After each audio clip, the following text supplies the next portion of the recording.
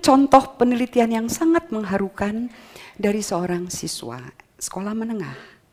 Mengapa mengharukan? Karena siswa ini mencoba untuk menguji apakah kacang hijau yang kemudian ditaruh di media tertentu, disirami dengan air, ditaruh di bawah sinar matahari, intinya dari kecambah mau jadi toge begitu. Akan tumbuh dari kacang hijau.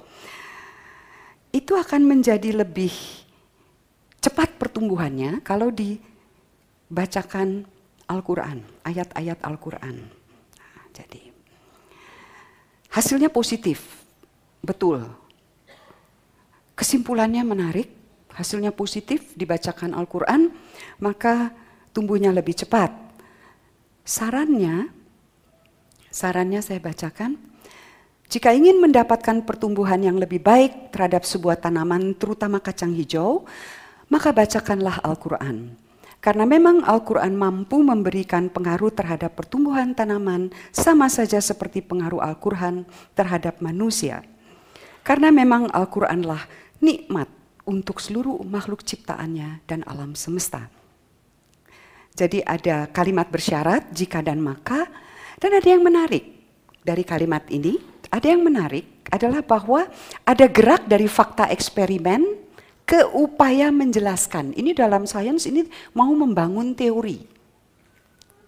Nah, dalam hal ini teorinya kembali ke pernyataan si siswa. Jadi teori menjelaskan mengapa yang tadi saya katakan. Nah, eksperimen ini mengharukan persis karena kesan kuat bahwa si siswa ini mau melakukan penelitian yang baik secara ilmiah, sekaligus mau menunjukkan yang didorong oleh motivasi yang sangat luhur, kekuatan dari kitab suci. Saya tidak memasalahkan itu dan tidak perlu dipermasalahkan, tetapi pokok yang tidak disampaikan kepada si siswa, dan ini adalah tugas seorang guru pembimbing atau dosen pembimbing, adalah bahwa kepercayaan, motivasi, betapapun luhurnya, tidak boleh masuk menjadi penjelasan. Apakah dalam dunia sains ini tidak terjadi? Oh, terjadi. Ilmu pengetahuan yang menghasilkan justifikasi terhadap rasisme. Antropologi itu banyak sekali, motivasi rasis melahirkan suatu kesimpulan. Jadi implikasinya bisa sangat berbahaya. Pertimbangan ini tentu saja terlalu berat untuk menilai karya siswa SMA. Saya tidak bermaksud demikian, tetapi wajar kalau saya pakai untuk karya mahasiswa.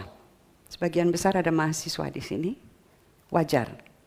Karena mahasiswa sudah pada tingkat betul-betul mau berlatih cara berpikir yang runtun, sistematis, dan penjelasannya itu bisa dilihat hubungannya asosiatif, kausalitas, dan sebagainya. Maka saya akan masuk ke penelitian berikutnya ini yang saya perlihatkan di sini. Jadi rupanya meneliti bagaimana suara bisa mempengaruhi pertumbuhan tanaman itu sangat populer. Di banyak tempat di dunia, mulai dari lomba ilmiah remaja sampai lembaga penelitian, itu melakukan itu. Nah, yang di tingkat mahasiswa ini menarik karena dia menyuguhkan suara yang berbeda-beda. Jadi orang mengaji itu hanya salah satunya. Ada musik klasik, ada musik dangdut, ada musik rock, dan ada orang mengaji. Ada 2 penelitian. Satu di Jawa Tengah, satu di Jawa Timur. Kesimpulannya positif. Bahwa kalau diperdengarkan musik pertumbuhan lebih cepat, tapi yang mana yang pertumbuhannya paling cepat adalah yang dibacakan ayat-ayat Al-Quran. Mengaji murotal Quran, dan yang satu orang mengaji yang sangat indah lantunannya itu. hasilnya positif. 3 penelitian dengan hasil positif tentu menggembirakan bagi sains. Ini pengulangan, diulang dan ternyata positif. Yang menarik dari mahasiswa ini kesimpulannya adalah bahwa frekuensi berbeda menimbulkan perubahan yang berbeda pada laju pertumbuhan tanaman. Sampai situ, oke, tidak masalah. Yang membuat saya kemudian bertanya-tanya adalah ketika dia menyimpulkan bahwa yang paling laju pertumbuhannya adalah yang dibacakan, bukan dibacakan, dilantunkan dengan indah. Ayat-ayat Al-Quran. Yang klasik tidak, yang dangdut lebih rendah lagi, yang rock itu hampir tidak ada pertumbuhan. Ini data, jadi kita tidak bisa bantah, ini data. Jadi yang menjadi pertanyaan kesimpulannya.